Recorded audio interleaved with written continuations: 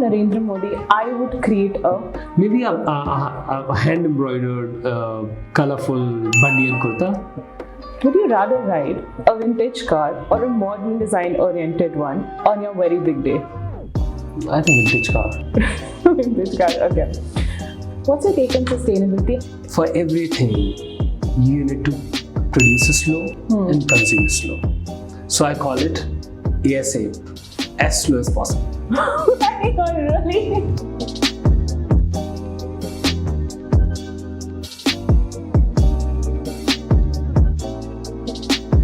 What's your take on sustainability? And I'll tell you why I'm asking this. India forever has been sustainable. I will still wear something my mother gives me, right? So passing down is something that's part of sustainability.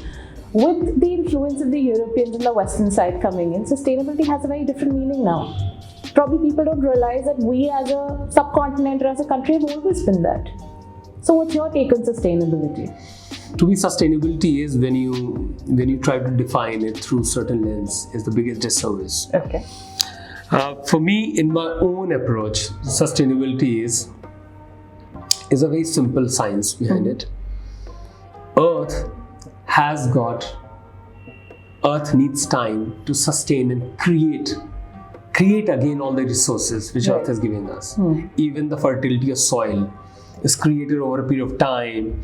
Then every year it kind of gives you a bountiful crop to eat and feed and all that, and then again wants to recreate. So the process of birth, nurturing, and then annihilation, then again birth, nurturing, but this entire process needs time. Remember that. So what is happening? Before industrialization, everything was sustainable in the world. Right.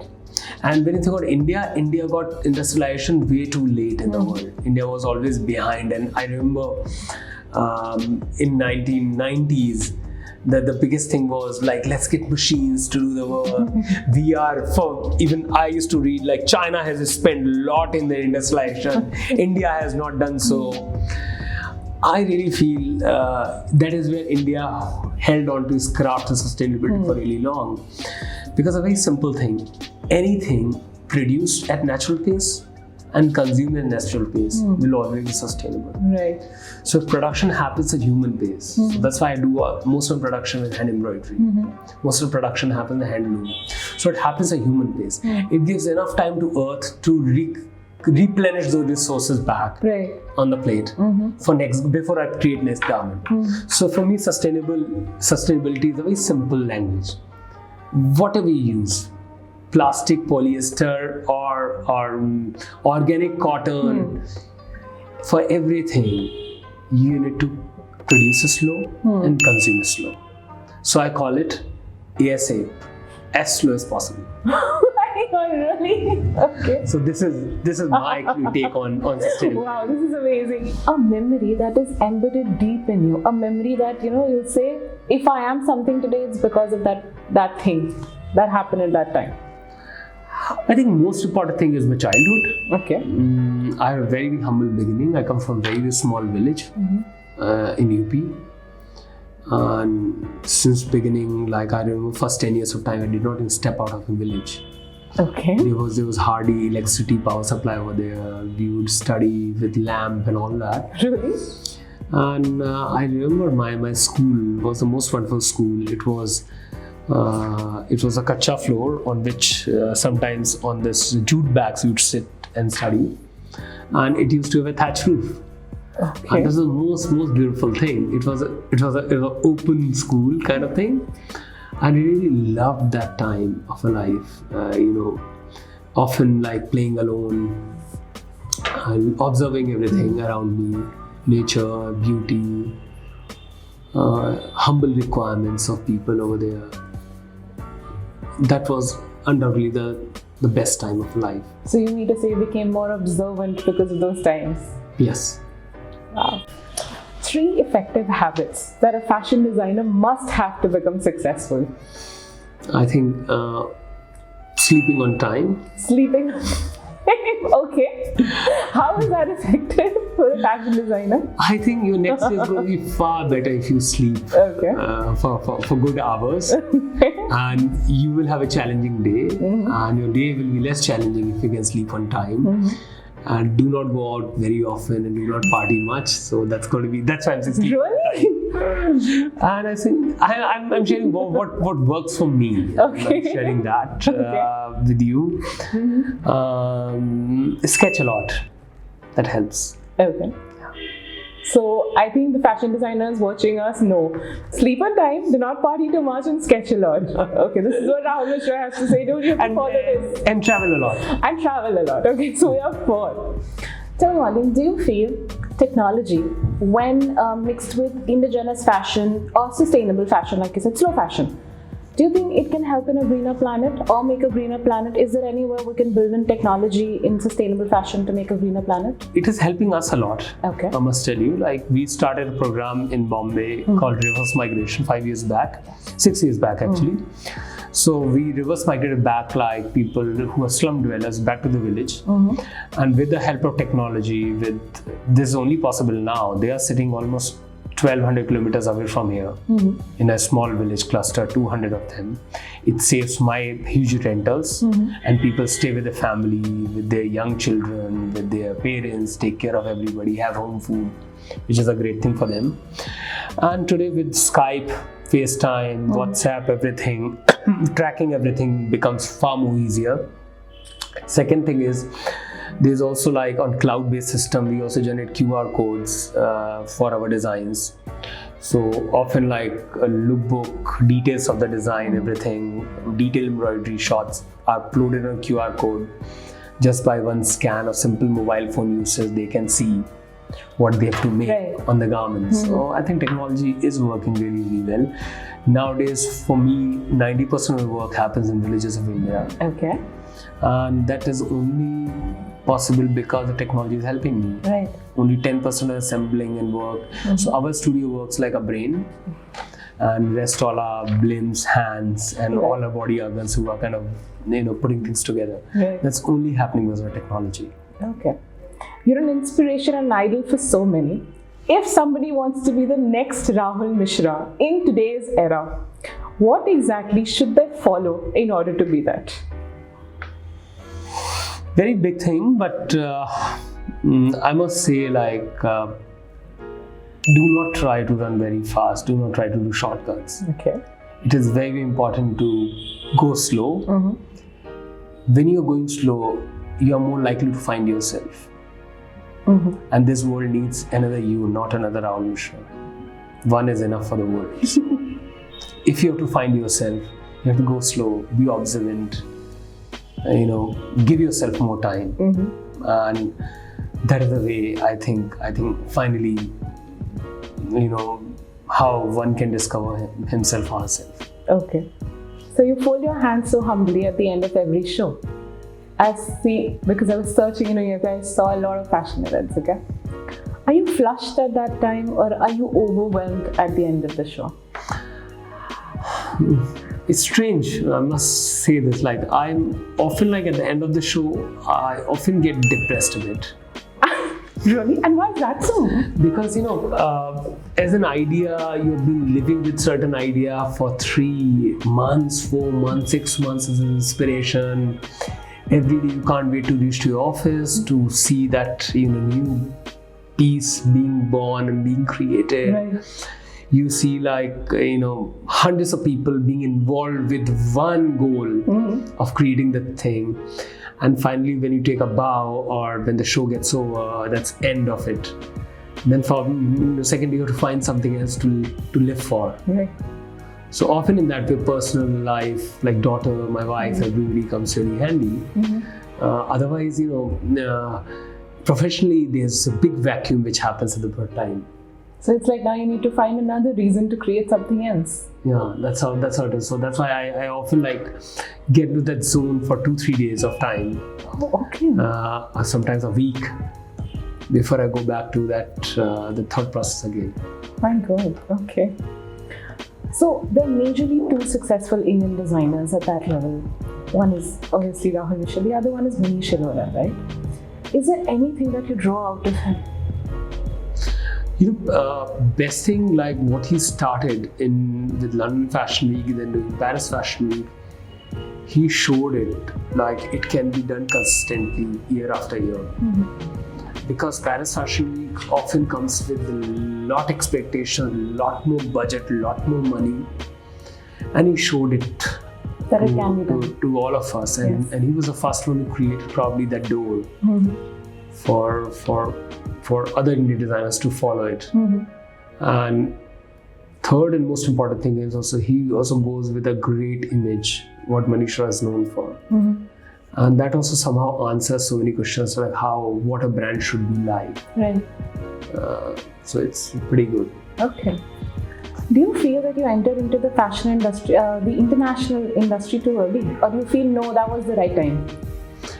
I think for me it is the right time. I do have like touch wood. In that way, if I say entering into Paris Fashion Week in your early 30s was a great thing, because I was just ready, 5 years in my career, doing mistakes in India and then reaching over there. Right. And before starting haute couture, which I just started from this year, I think it's the right time. It gives me like enough time to build an haute couture global brand. When you look at haute couture, only like 20-25 brands around the world are in haute couture calendar. Okay.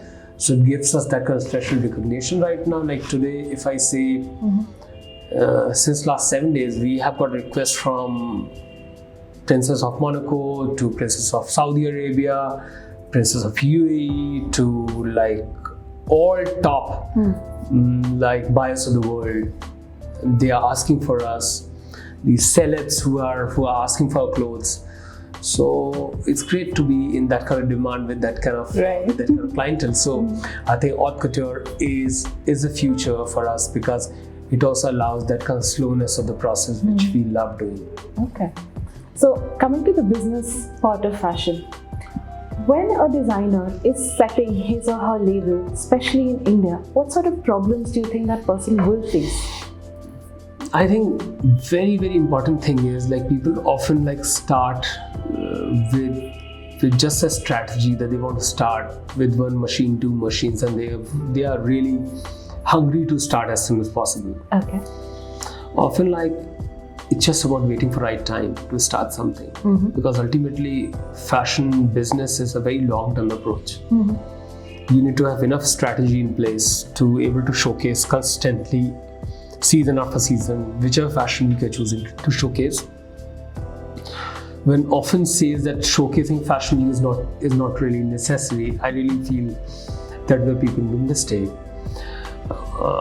When you have fashion week around the corner, you work on deadlines, you work on a new collection, you are being watched by critiques, by media and all that. It is very important to take part in those fashion weeks, because it polishes you. You are always working on deadline to make quickly a new collection. That also sets a language for you. It is also extremely important for the evolution of the brand. So creating a fashion brand is not like that you open a shop and you're ready for that. Sorry, it's more like a journey. Right. It's more like a journey which involves evolution of the brand, consistency of the philosophy, the language, the uniqueness, originality.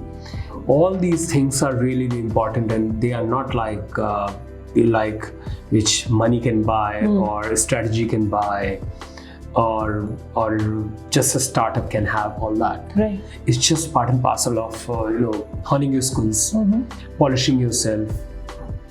As I say, like start, create, showcase. Start, create, showcase. So you have to keep following the process. So when you started your label, did you have a plan?